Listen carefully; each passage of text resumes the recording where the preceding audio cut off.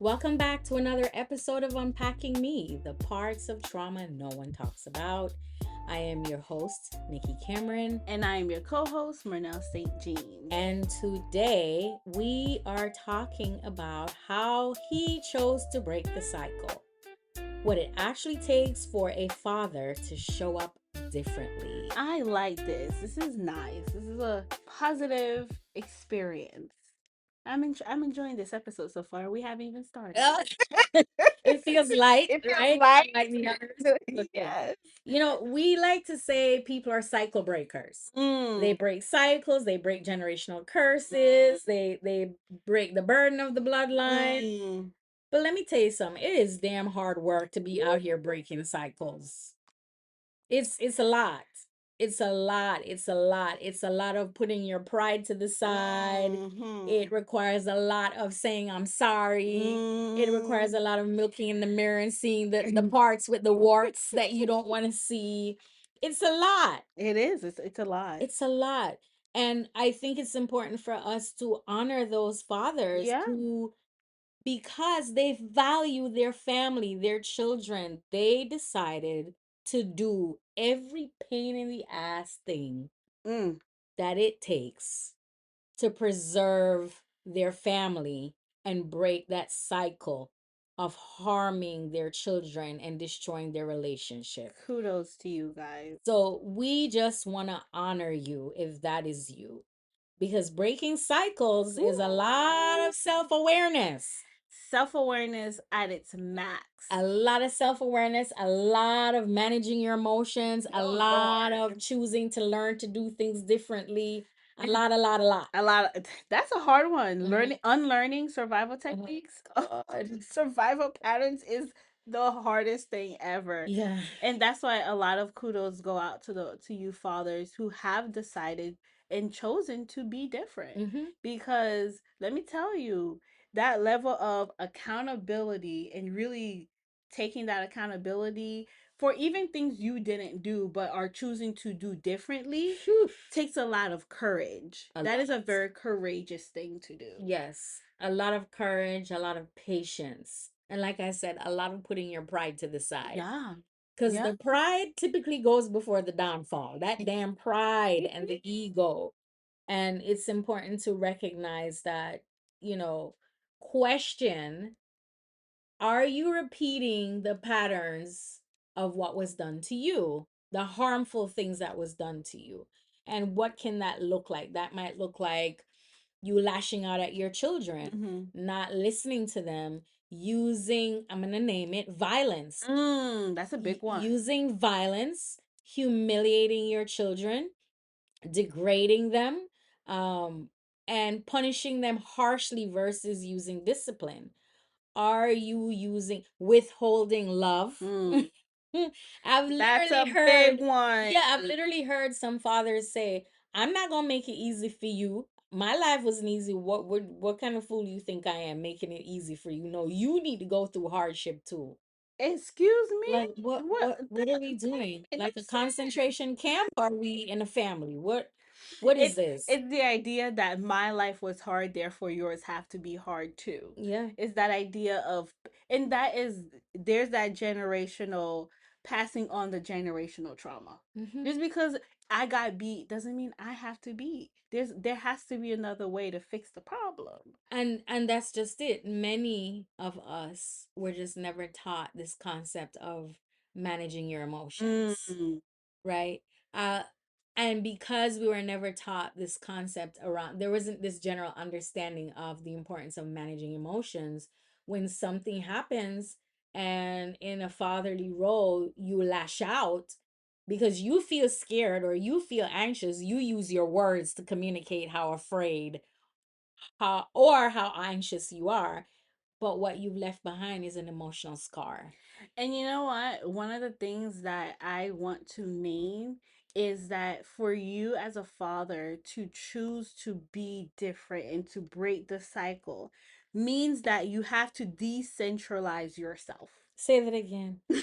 For a father to choose to break the cycle means that they have to decentralize So themselves. what would that look like, decentralizing self? Being in a society where as a man, Mm-hmm. the world, everything is in a sense, what's the word I'm looking for? Patriarchal? Patriarchal, saying that I will choose not to portray the patriarchal system in my home, Mm-hmm. and to remove myself as the source of all of it, and to humble myself Mm-hmm. and go, this behavior that my wife is showing, or this behavior that my children are showing, Mm-hmm. are Mm-hmm. not about me. Mm-hmm. It's about them. Mm-hmm. And it's not always about me. I'm not the catalyst upon which the world spins. So something I'm sensing, something emerging that I want to just name, because Mhm. I've heard this statement made. I didn't plan to have children. Okay. Okay. All right. You didn't have plan to have children, But you did. and now they're here. And so now they're here. If you're choosing to continue to be a part of their lives, this requires a level of commitment to Mm. protect your children, Yes. not with violence, No. meaning you protect them emotionally Mm. by validating them, being present for them, listening to them with openness Not to what you understand. think they're saying, what Right, they're actually saying. right. Not threatening them or humiliating them. Because your pride got in the way. Right. So for those fathers who you messed up, because there's no perfect parent out there, there's no perfect mother, there's no perfect father, right? You will unintentionally cause harm at times or Mm-hmm. make mistakes. What's important is that when your offspring or your child brings that to your attention, you are willing enough to listen and humble yourself, own it, take accountability for it. Don't gaslight them, don't deny them their reality, and do the work to make the repair happen. So there are a lot of amazing dads out there who, Yeah. when they're being told, when it's communicated to them the harm they've done, they'll name the shame they feel. No. They will name the shame they feel, and they will even say, I don't know what to do. And they will be humble enough to ask for support from their children or their partner, and they are actually out here killing it. I think the key word is humble. I think that's the word that keeps Yes, showing back up for us, is yes, that humbleness. yes, And so I admire you fathers who are able to do that, yes, because it's not an easy task, because you have to learn nervous system yes, regulation. yes, There has yes. to be a level of nervous system regulation that takes place, a level of conscious parenting. Mm-hmm, Like you have to be conscious about it. mm-hmm. And all of those are going to be the reason why you can repair a rupture. When you talk about nervous system regulation, because I want to provide more concrete examples, right? Mm-hmm. So, nervous system regulation, meaning when my child does something, right? Or even my partner, because you're the father, right? And your partner is in the household, and Mm-hmm. your children are watching how you You interact with interact your with your partner. partner. They learn from you how to show up in relationships, right? Yep.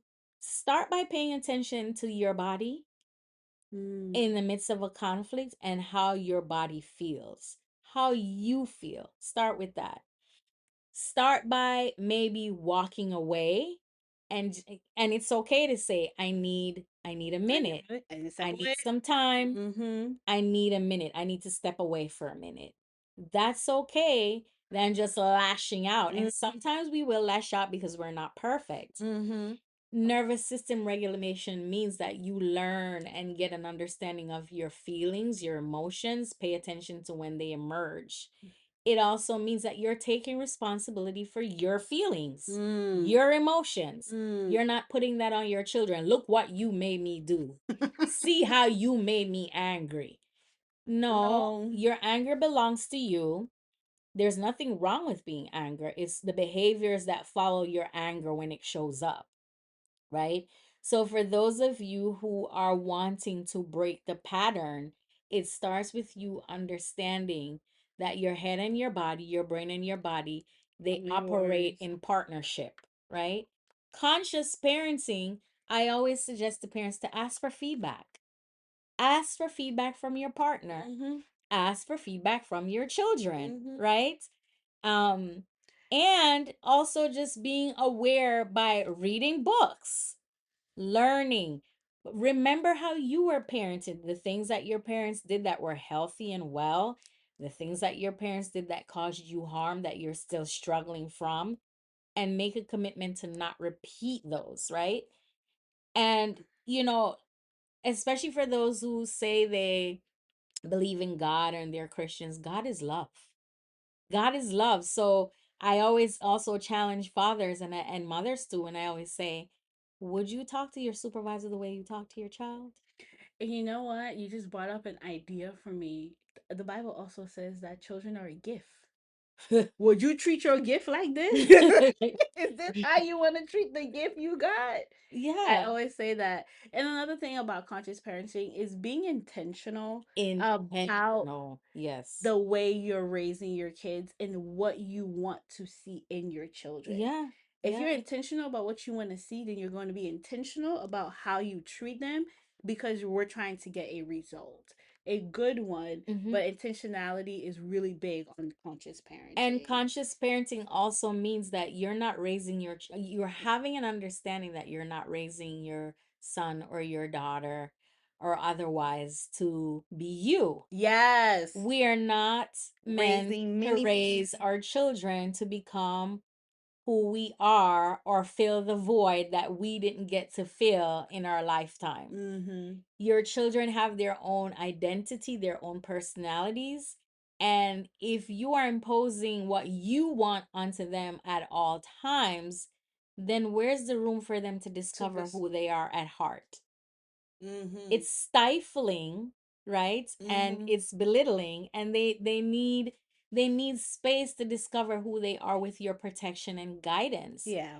But if you're not making any space for that, then how will they know their gifts and their talents and who they're meant to be? Right. Your nurturing and your guidance and your support and your love is what creates a safe environment for them to do that. So if you are already doing that, then kudos to Kudos. you.